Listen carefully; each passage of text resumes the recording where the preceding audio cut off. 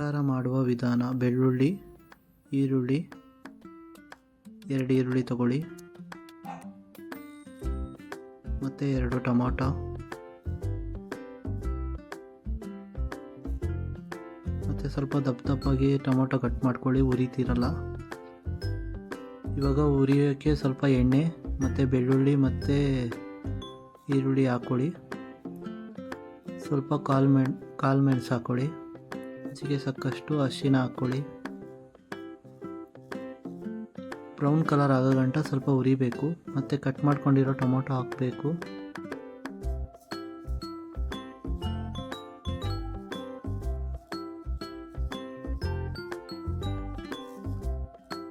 ಮತ್ತು ಸ್ವಲ್ಪ ಕರಿಬೇವು ಹಾಕಬೇಕು.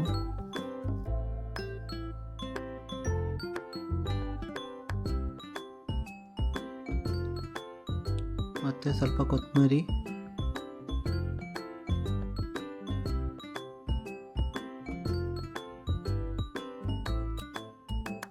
ಇದೆಲ್ಲ ಹುರಿದು ಸ್ವಲ್ಪ ತಣ್ಣಗಾಗಕ್ಕೆ ಬಿಡಬೇಕು. ಕಡಲೆಬೇಳೆ ಹುರ್ಕೊಬೇಕು.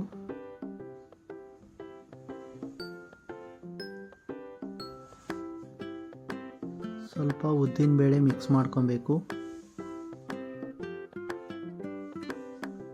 ಇದ್ರ ಜೊತೆ ಸ್ವಲ್ಪ ಉದ್ದಿನಬೇಳೆ ಹಾಕ್ಕೊಳ್ಳಿ. ಸ್ವಲ್ಪ ರೋಸ್ಟ್ ಆದಮೇಲೆ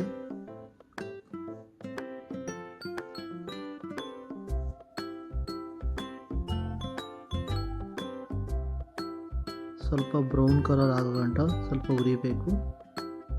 ಹುರಿದಿದ್ದಾದ್ಮೇಲೆ ಒಂದು ಪ್ಲೇಟ್ಗೆ ಹಾಕ್ಕೊಳ್ಳಿ.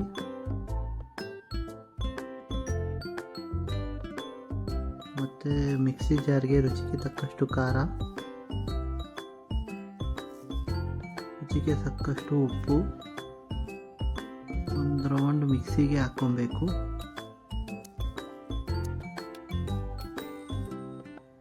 ಗೊಡ್ಡು ಖಾರ ರೆಡಿಯಾಗಿದೆ. ಬಿಸಿ ಬಿಸಿ ಮುದ್ದೆಗೆ, ಚಪಾತಿಗೆ ಗೊಡ್ಡು ಖಾರ ರೆಡಿಯಾಗಿದೆ ನೋಡಿ.